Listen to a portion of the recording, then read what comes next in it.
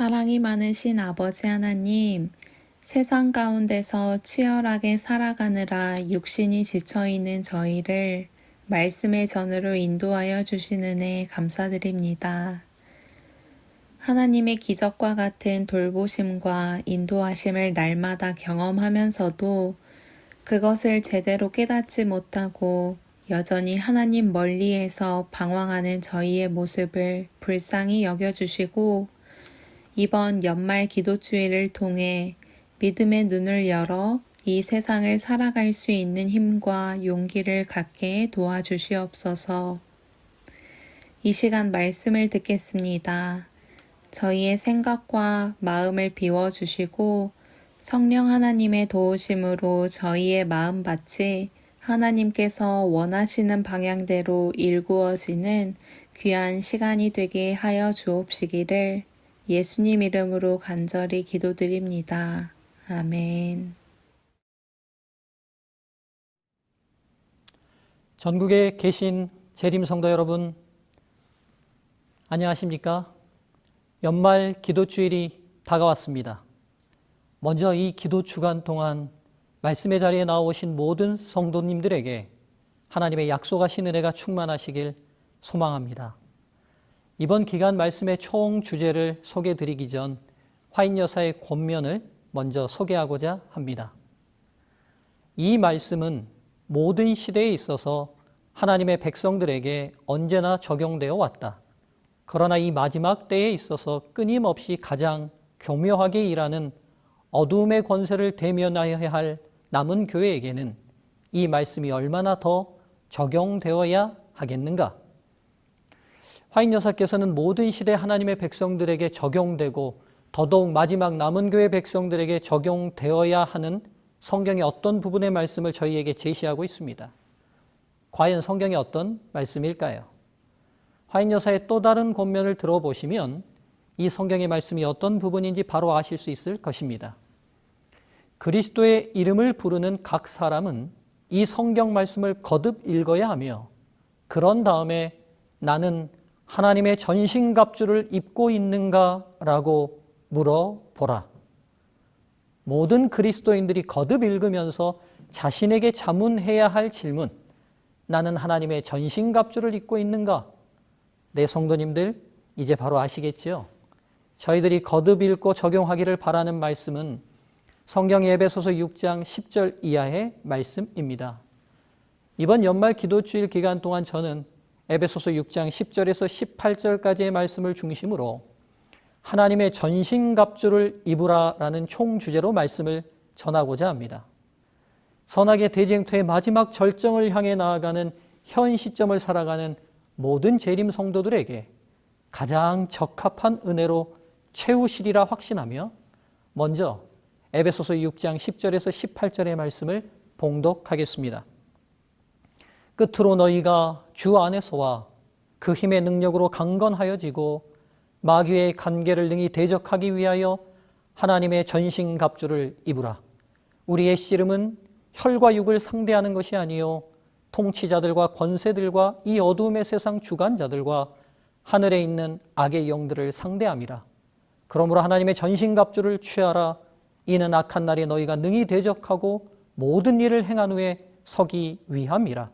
그런즉 서서 진리로 너희 허리띠를 띠고 의의 심경을 붙이고 평안의 복음이 준비한 것으로 신을 신고 모든 것 위에 믿음의 방패를 가지고 이로써 능히 악한 자의 모든 불화살을 소멸하고 구원의 투구와 성령의 검 곧 하나님의 말씀을 가지라. 모든 기도와 간구를 하되 항상 성령 안에서 기도하고 이를 위하여 깨어 구하기를 항상 힘쓰며 여러 성도를 위하여 구하라. 오늘은 하나님의 전신갑주를 입으라 첫 번째 말씀 시간으로 우리는 누구와 무엇을 위해 싸우는가 라는 제목으로 말씀을 전하겠습니다. 에베소서는 사도 바울이 전도 여행 중에 설립한 에베소 교회를 위해 보낸 편지입니다. 바울이 죄수의 몸이 되어 네로 황제에게 재판을 받기 위해 로마에 압송되어 있을 때 전력을 다해 세운 에베소 교회를 위한 사랑의 권면을 담아 보낸 서신이죠. 이번 기간 동안 저희들이 나눌 말씀 부분은 이 편지의 마지막 권면입니다. 에베소 교회에 보내는 이 편지는 크게 두 부분으로 나눌 수 있는데요. 1장부터 3장까지의 교리적인 부분과 4장부터 6장까지의 실제적인 부분입니다. 신앙생활의 실제적인 부분의 권면을 마치면서 바울은 성도의 신앙생활은 영적인 전투이기에 이 전투에서 승리할 수 있는 작전 명령을 내리고 있습니다. 인류 역사에서 가장 치열한 선악의 쟁투가 벌어지고 있는 이때에 저희가 이 전투에서 승리할 수 있는 비결을 기록한 바울의 권면을 깊이 있게 연구하고 마음에 새기고 삶에 실천하는 일은 참으로 중요한 일이라 생각됩니다. 바울의 권면을 따라 저희의 신앙생활을 선악의 쟁투의 관점에서 먼저 정리해 보아야 하겠습니다. 첫째, 신앙생활은 영적인 싸움입니다. 에베소서 6장 12절 우리의 씨름은 혈과 육에 대한 것이 아니요 정사와 권세와 이 어둠의 세상 주관자들과 하늘에 있는 악의 영들에게 대함이라. 저희는 혈과 육을 가진 인간을 대상으로 싸우고 있지 않습니다. 바로 인간의 시야를 넘어선 존재와 싸우고 있습니다. 둘째, 영적인 싸움은 선과 악, 즉 하나님과 사탄 양편의 싸움입니다. 화인여사의 주석을 보면 하나님의 말씀에 나타난 바에 의하면 이 세상에는 인간의 마음을 다스리고 영향을 미치기 위하여 서로 싸우고 있는 두 세력이 있다. 이 양편은 계속해서 모든 사람들에게 역사하고 있다. 라고 말씀합니다. 셋째, 선과 악은 각 사람의 마음에서 충돌합니다. 이 영적인 싸움의 전장은 각 사람의 마음입니다. 넷째, 이 싸움의 승패는 어떤 존재가 그 사람의 마음을 지배하느냐에 달려 있습니다. 다시 화이트 주석은 이렇게 말합니다. 사탄의 목표는 인간의 마음에다 그의 품성을 재현시키는 것이다. 사람이 창조되자마자 곧 사탄은 인간에게서 하나님의 형상을 말살시키려 결심하였다. 그리고 하나님의 도장이 찍혀야 하는 곳에 그의 인을 찍기로 결심하였다. 그래서 저희는 일상의 삶을 단순히 먹고 사는 육신의 문제나 사람과 사람 사이의 관계의 문제로만 바라보지 않아야 합니다. 바로 선악의 영적인 전투의 관점에서 우리의 일상과 신앙생활을 바라보는 분명한 시각을 정립해야 합니다. 신앙생활, 나아가 크게 보면 모든 인생은 우리 마음속에 하나님의 품성을 세울 것인지 사탄의 품성을 세울 것인지를 놓고 벌이는 선악의 싸움입니다. 이것이 인간이 살아가는 삶의 본질입니다. 그러나 이런 성경이 제시하는 본질적 시각을 놓친 채 인생을 바라보면 사람과 사람 사이, 사람과 환경 사이의 투쟁과 다툼으로 삶을 바라볼 수 있습니다. 일반적으로 세상 또한 인생은 전쟁이며 세상은 전쟁터라고 말합니다. 그러나 성경이 밝혀주는 영적인 시각이 없이 보는 인생관은 자칫 내가 싸워야 할 진정한 대상과 얻어야 할 승리를 잘못 규정할 수 있습니다. 예를 들어볼까요? 저녁 시간 동창 모임을 하고 돌아온 부부간에 말다툼이 생겼다고 생각해 봅시다. 집으로 돌아온 남편이 아내에게 이렇게 말합니다. 당신은 왜 그렇게 무식해? 당신하고 다니는 것이 창피하다, 창피해. 이렇게 말합니다. 오랜만에 만난 동창들이 서로 반가워 많은 이야기를 나눴겠죠. 남편은 그 대화 중에 아내가 하는 말들이 수준 낮고 창피하게 느껴졌던 것입니다. 사랑하는 아내의 인격을 무시한 이런 발언은 공식적인 선전포고와 같아서 부부간의 다툼을 유발할 수밖에 없습니다. 여기서 잠깐 이 다툼과 싸움을 분석해 볼까요? 아내를 공격하는 적은 누구입니까? 예, 남편이죠. 그렇다면 아내는 남편의 공격을 어떻게 방어해야 할까요? 공격적인 말로 상처를 입었으니 같은 수준으로 공격하는 말을 해야 하겠죠? 당신은 유식한 줄 알아요? 똥배까지 나와가지고 나도 같이 다니기 창피해요. 이런 모습은 다반사로 일어나는 일상의 모습입니다. 바로 일반적인 사람들이 인생은 전쟁이라고 말하면서 경험하는 것들이죠. 그렇다면 이제 인생은 영적인 싸움이라는 성경적 관점으로 이 다툼과 싸움을 생각해 보시죠. 아내를 공격하는 적은 누구인가요? 표피적으로 드러난 적은 남편입니다. 그러나 본질적인 싸움은 이미 남편의 마음에서 일어났습니다. 사랑하는 아내의 부족한 허물을 보고 하나님의 품성으로 감싸주지 못하고 들추고 공격하는 사탄의 품성에 의해 남편의 마음에서 1차적 패배가 이루어진 것입니다.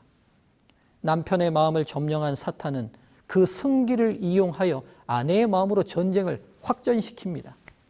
남편의 마음을 점령한 악한 생각은 상대를 공격하는 말로 표현됩니다. 그 말들은 아내를 자극하여 아내의 마음까지도 사탄의 품성이 자리 잡도록 공격합니다. 근본적으로 눈에 보이는 남편과 아내가 서로의 적이 아니라 남편과 아내의 각자의 마음속에 자신의 정신과 품성을 세우려는 사탄이 진짜 적인 것이죠. 화이트 주석은 다시 이렇게 얘기합니다. 우리의 씨름은 혈과 육에 대한 것이 아니다. 우리는 사람들의 반대를 만난다. 그러나 그 배후에는 누군가가 있는 것이다. 그것은 계속 일하고 있는 악한 천사들과 함께하는 흑암의 권세자들의 왕이다. 우리는 모두 다 우리의 싸움은 정사와 권세와 이 어두움의 세상 주관자들과 싸우는 것임을 깊이 생각해야 한다. 깊이 생각해야 한다. 이 말씀의 무게를 우리 모두 함께 느꼈으면 좋겠습니다. 그렇다면 사람과 사람 사이의 마음을 점령하려는 사탄의 공격을 어떻게 방어해야 할까요? 그 방어를 위해 바울은 하나님의 전신갑주를 입으라고 작전 명령을 내린 것입니다. 사탄에 의해 마음이 점령된 사람들을 통해 하나님의 백성을 공격함으로 우리 또한 마음의 사탄의 품성을 세우도록 하는 것이 바로 사탄의 관계, 즉 사탄의 계획이며 방법이며 음모입니다.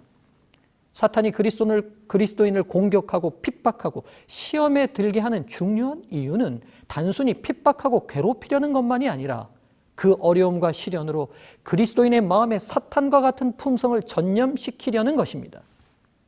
바로 이 점이 사탄이 재림 성도를 공격하는 더 큰 그림이라는 사실을 기억하시기 바랍니다. 욕하는 사람에게 같이 욕하고 이기적인 사람에게 같이 이기적으로 대하면서 똑같이 이기적인 사람이 되고 폭력적인 사람에게 같은 폭력으로 대하고 교활한 사람에게 같이 교활하게 대처하고 교만한 사람을 보면서 같이 교만해지고 세상껏 욕심 부리는 사람 곁에서 같이 욕심 부리게 하면서 이렇게 모든 사람이 다 사탄의 품성으로 전염되도록 하는 것이 인류 멸망을 위한 사탄의 계획입니다. 사랑하는 재림 성도 여러분, 우리의 싸움에 대해 다시 한번 깊이 생각하시지 않으시겠습니까?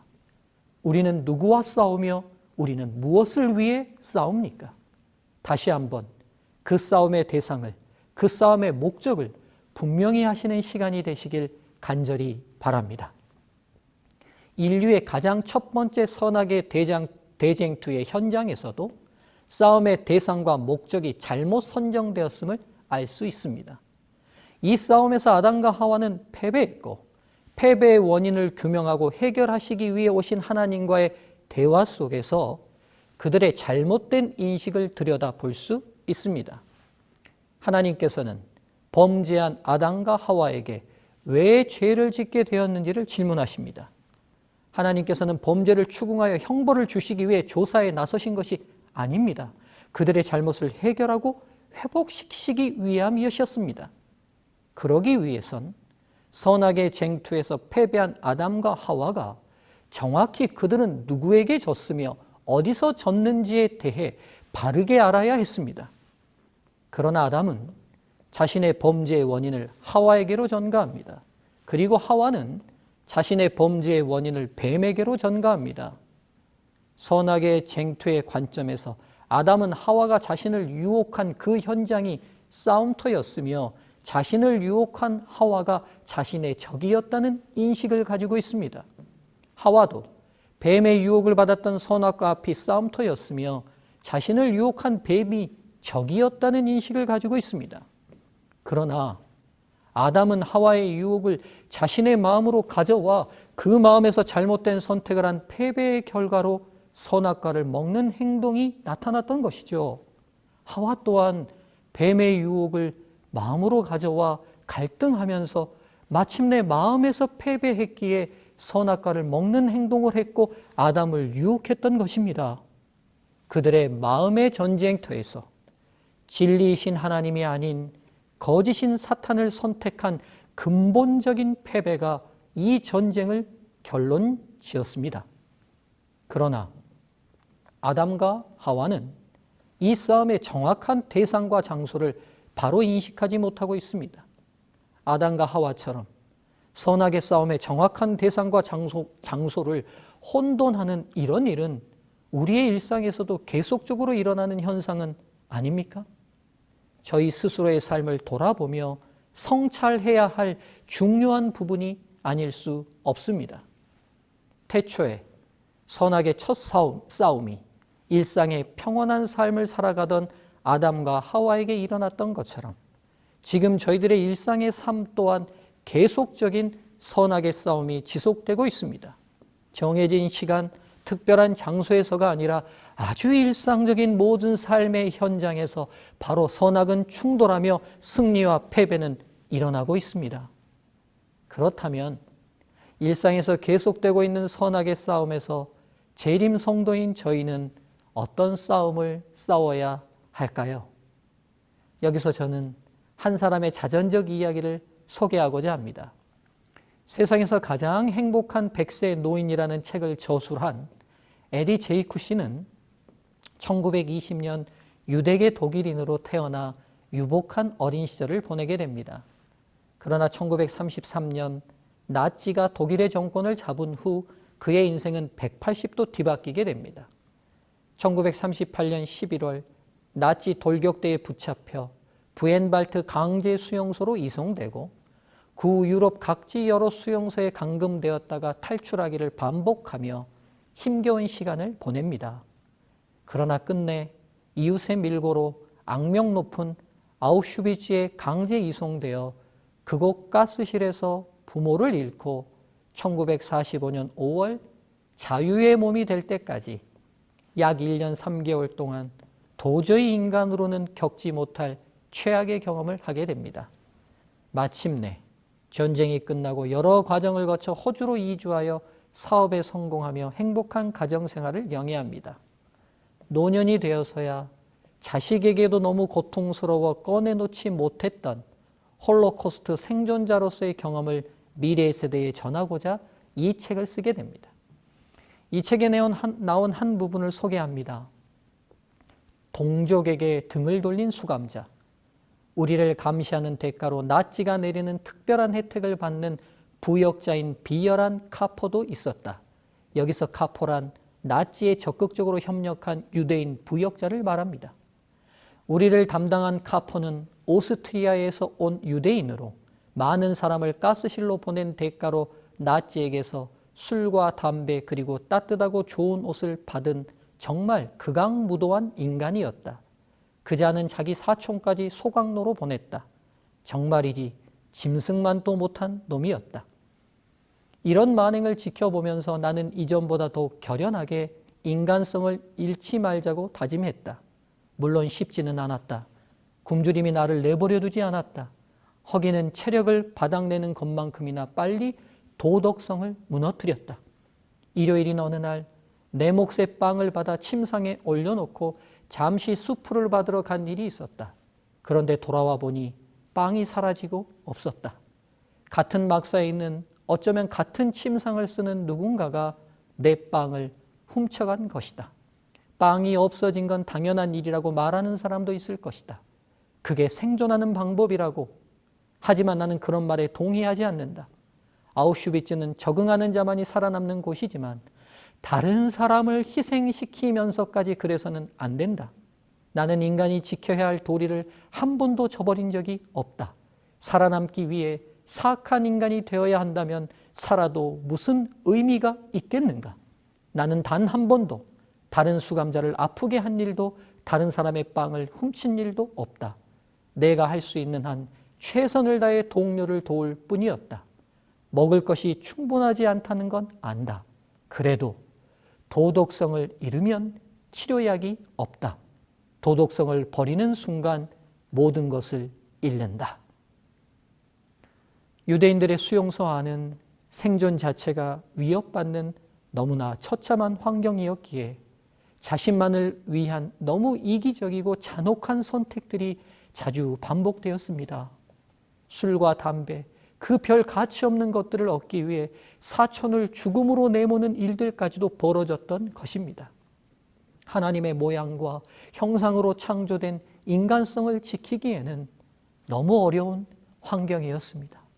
그러나 그 열악한 상황 속에서 자신의 도덕성을 유지하며 하나님의 형상으로 창조된 인간의 마음을 지켜내기 위한 그의 처절하지만 고결한 도전에 저는 깊이 감동이 되었습니다. 나아가 한 인간의 고결한 도전을 통해 재림 성도인 저는 어떤 싸움을 싸워야 하는지에 대해 깊이 생각해보는 시간이 되었습니다. 오늘도 선악의 싸움은 출근하는 도로 위에서도 일어납니다. 모두가 바쁜 시간, 내 앞을 급하게 끼어드는 차량을 보고 그 차량과 싸우지 마시고 여러분 마음에서 그 사람에게 양보하지 않으려는 사탄의 품성과 싸우지 않으시겠습니까? 아침 등교 시간에 짜증내는 자녀를 마주하며 그 자녀와 싸우지 마시고 내 마음에서 짜증내는 자녀를 포용하지 못하는 사탄의 품성과 싸우지 않으시겠습니까? 출근하는 내 앞에서 생활비가 떨어졌다고 잔소리를 늘어놓는 아내를 대하며 아내와 싸우지 마시고 내 마음에서 아내의 마음을 이해해 주지 못하는 사탄의 품성과 싸우지 않으시겠습니까? 어디 가정뿐이겠습니까? 회사에서 일터에서 날 공격하는 상사를 대하며 일 잘 못하는 후배를 대하며 아부에서 승진하는 동기를 대하며 납품일을 맞추지 못하는 거래처를 대하며 후발주자인 경쟁회사가 더 승승장구하게 잘 나가는 것을 대하며 바로 그 사람들과 싸우지 마시고 내 마음에서 사랑과 용서를 빼앗아 가려는 사탄과 싸우시지 않으시겠습니까? 어디 회사와 일터뿐이겠습니까? 교회에서 은혜롭지 못한 목사님을 대하며 식사 당번 때마다 이기적으로 구는 집사님을 대하며 직원회에서 내 의견에 반대하는 장로님을 대하며 바로 그 성도들과 싸우지 마시고 내 마음에서 더욱 겸손히 주님께 충성하려는 마음을 뺏으려는 사탄의 공격과 싸우시지 않으시겠습니까? 이렇듯 일상의 평온한 시간에 선악의 첫 싸움이 일어났던 것처럼 우리의 일상의 모든 삶은 우리의 마음을 점령하기 위한 사탄의 지속적인 싸움의 연속입니다. 사랑하는 재림 성도 여러분, 어떤 환경에서든 어떤 경우에서든 영적 싸움의 본질은 어떤 사람이 아니며 특정 장소가 아니라 바로 사탄이며 내 마음임을 기억하시고 계속적인 싸움을 포기하지 않으시길 주님의 이름으로 응원하고 격려합니다. 오늘의 말씀을 마치면서 마태복음 24장 재림의 징조장의 한 장면을 소개합니다. 때에 두 사람이 밭에 있음에 한 사람은 데려가고 한 사람은 버려둠을 당할 것이요 두 여자가 맷돌질을 하고 있음에 한 사람은 데려가고 한 사람은 버려둠을 당할 것이니라. 재림의 날 그들의 평범한 일상의 삶 속에서 서로 구분되지 않았던 사람들의 운명이 갈리게 됩니다. 눈에 보이는 똑같은 일과 눈에 보이는 똑같은 장소에서 왜 이들은 다른 운명을 맞이했을까요? 그것은 바로 그들이 비록 눈에 보이는 똑같은 일, 눈에 보이는 똑같은 장소에 있었다 할지라도 눈에 보이는 사람과 눈에 보이는 장소에서가 아니라 눈에 보이지 않는 존재 사탄과 눈에 보이지 않는 마음에서 어떤 싸움을 싸웠느냐로 결정되었을 것입니다. 재림 성도 여러분, 오늘 지금 저희는 누구와 어디에서 이 선악의 싸움을 싸우고 있습니까? 형제와 형제, 자매와 자매의 모든 싸움이 멈추길 주의 이름으로 명령합니다. 모든 교회 안에서 성도와 성도 간의 다툼은 이제 끝내길 주의 이름으로 호소합니다. 그리고 이제 저희의 모든 싸움은 저희 마음에 오직 예수 그리스도의 품성이 세워지는 고귀한 싸움만이 남게 되길 주의 이름으로 축복합니다. 오늘 말씀을 통해 다시 인식한 분명한 답이 삶으로 실천되길 간절히 바라며 오늘 말씀을 마치겠습니다. 감사합니다.